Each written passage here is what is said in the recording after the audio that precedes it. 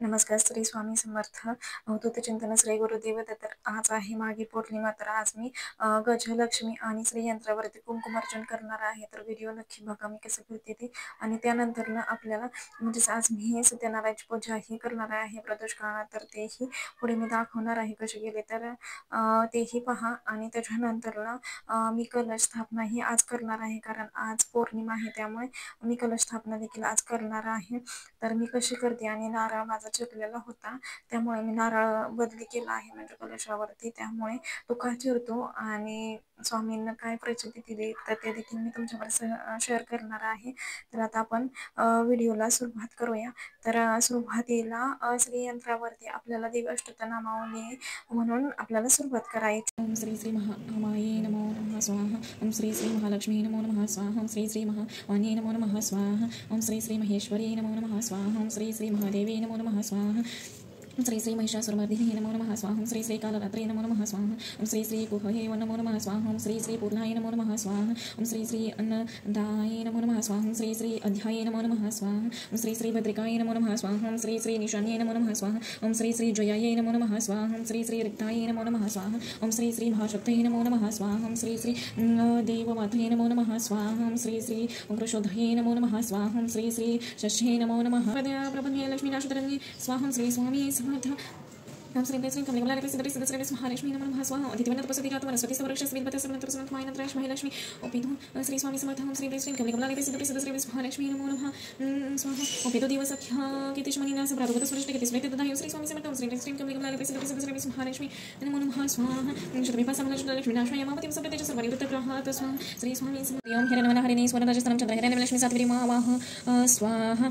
तामावा सात्विरी लक्ष्मी मला पगम निमसे हिरण्यविंदी कामशुपश नमः स्वाहा.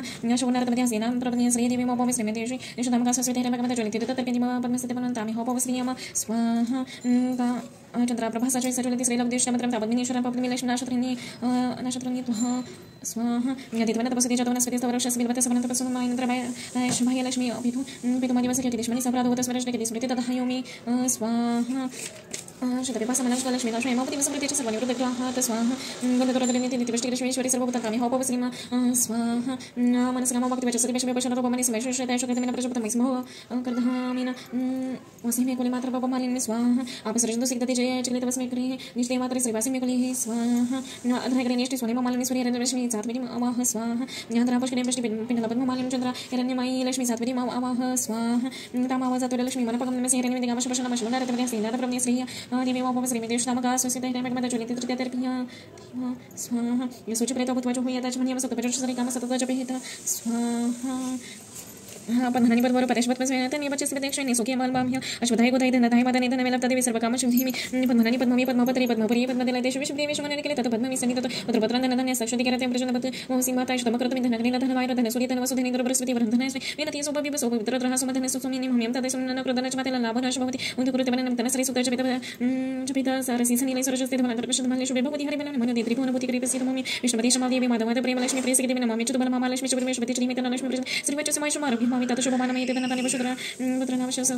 श्री सुखम पूरम. तर आता माझं कुंकुमार्चन पूर्ण झालेलं आहे, आणि त्यानंतर ना दिव्यामध्ये अशी चंद्रकोर तयार झालेली आहे. तर बघा म्हणजे प्रत्येक वेळेस मी काही ना काही सेवा करताना म्हणजे कुळदेवीचे असो किंवा स्वामी महाराजांचे असो, स्वामी महाराज किंवा कुळदेवी आपली काही ना काही प्रचिती हे ते देतच असतात. तर चला आता आपण कलश स्थापनाचा कसं करते मी, तर ते मी तुमच्याकडे आता शेअर करते. तर व्हिडिओ नक्की पूर्ण बघा. तर सुरुवातीला मी तांब्यावरती स्वस्तिक काढून घेता येतं. स्वस्तिक हे तुम्हाला असंच काढायचं आहे, आणि ओलं कुंकू घेऊन मी त्यावरती स्वस्तिक काढत आहे.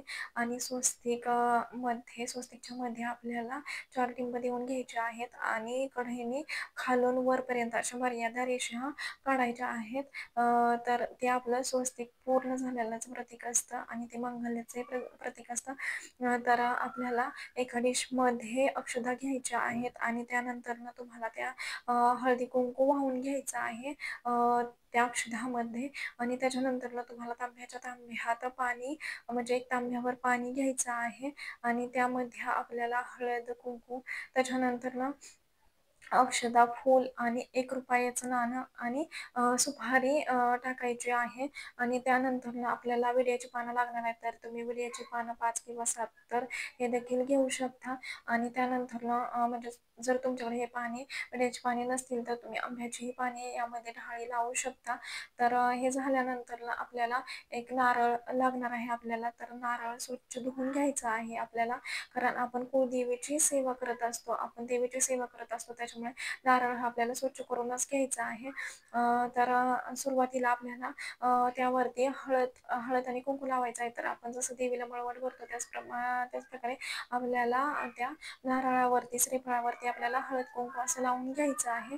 तर असं म्हणतात की जेव्हा आपण घरात ह्याची स्थापना करतो, कलशाची स्थापना करतो, तर त्यावेळेस आपल्यावरती आलेले कितीतरी संकट तो नारळ म्हणजे श्रीफळ त्याच्यावरती घेत असतो आणि ही सगळी सेवा करताना आपल्यावरती आपल्या कुळदेवीचाही आशीर्वाद राहतो. आणि तुम्हाला कलश स्थापना करताना तुम्हाला हा मंत्र म्हणायचा आहे आपल्या कुळदेवीचा. तर ओम ऐं ह्रीं क्लीं चामुंडाय विचे, ओम ऐं ह्रीं क्लीं चामुंडाय विचे हा मंत्र म्हणत तुम्हाला कलशाची स्थापना करायची आहे. तर ह्या कलशाची स्थापना तुम्ही मंगळवार, शुक्रवार किंवा पौर्णिमा ह्या दिवशी आणि गुरुवारी हे देखील तुम्ही करू शकता. शुभ दिवशी तुम्हाला हे स्थापना करायची आहे आणि धूप दीप हे दाखवायचं आहे. आणि कुळदेवीचा मंत्र मी तुम्हाला डिस्क्रिप्शन बॉक्समध्येही देत आहे. आणि चला तर आता आपण पाहणार आहोत सत्यनारायण पूजा. लगेच नामद्रव्य शिवचं नाही प्रीती अंतकरणापासून होती आणि घरोनी वाढवावे माझं प्रति पुत्रादी देह सर्व व्हावे ऐसे ऐसे देव निवेदन यती रूप अर्थ ध्यान झाले आपण सत्यनारायण आपले पूजन प्रकट केले विप्रविस्मित होई घरी आला परतवले असले ऐसे सर्व वर्तमान सांगत झालं ते वयंदा नमस्कार करून जय का आज विषय केलेला नद्या तसं खरं तर सत्यनारायण पूजेसाठी आंब्याचे डहाळे लागतात कडेने लावण्यासाठी. ॲक्च्युली असं झालं की माझ्या मिस्टरांच्या पाय फ्रॅक्चर झाला नाही, त्याच्यामुळे त्यांनाही जाता नाही आलं, मलाही जवळपास कुठेच भेटलं नाही. त्याच्यामुळे मी विड्याची पानं कडेने लावलेली आहेत. तर ते देखील मी विचारलं तर लावले तरी चालतात. तर आजचा म्हणजेच पौर्णिमेचा दिवस अख्खा असा माझा गेलेला आहे. तर व्हिडिओ कसा वाटला तर ते देखील सांगा आणि मी पुढे तुम्हाला सांगते की मंगळवारी नक्की काय झालं, काय अनुभव आला. तर मंगळवारी माझा उपवास असतो कुळदेवीचा. तर आणि सेवा झाल्यानंतर नैवेद्य वगैरे दाखवला, उपवास सोडल्यानंतर झालं असं की देवघरातनं आवाज आला मोठा. नक्की कसला आवाज होता ते काही पहिल्यांदा मला समजलं नाही. पण दुसऱ्या दिवशी पूजा करताना मला समजलं की तो देवघरात जो कलशावरती नारळ ठेवलेला होता तर ॲक्च्युली तो चिरलेला होता.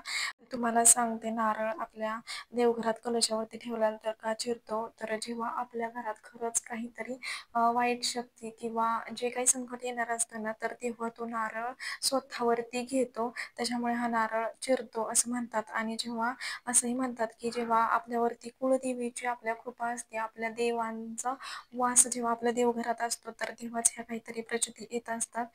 तर खरंच म्हणजे खूप मोठी गोष्ट आहे ही माझ्यासाठी. आणि खरंच काही ना काही चालूच होतं घरी. आणि खरंच असं म्हणतात की जेव्हा आपल्यावरती काही ना काही संकट येतं ना, तर तेव्हा खरंच म्हणजे स्वामी महाराज किंवा कुळदेवी खरंच काही ना काही प्रचिती ते देऊनच जात असतात मला.